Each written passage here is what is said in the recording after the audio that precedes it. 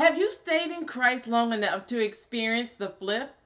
Good morning, everyone. Welcome to Tuesday Talk. I am Evangelist Camille Gabrielle.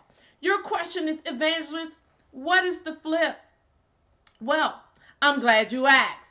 The flip is when those who are seemingly on the bottom go to the top, and those who are considered last go to being first.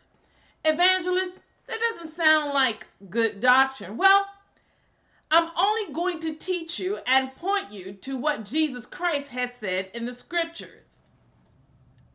You know, Jesus Christ, the only one who has the authority to give us salvation, you and I, the Holy Spirit, and an eternal, everlasting life.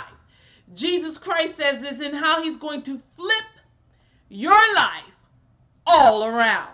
In Mark 10:29, so Jesus answered and said this, surely I say to you, there is no one who has left house or brothers or sisters or father or mother or wife or children or lands for my sake and the gospel, who shall not receive 100-fold.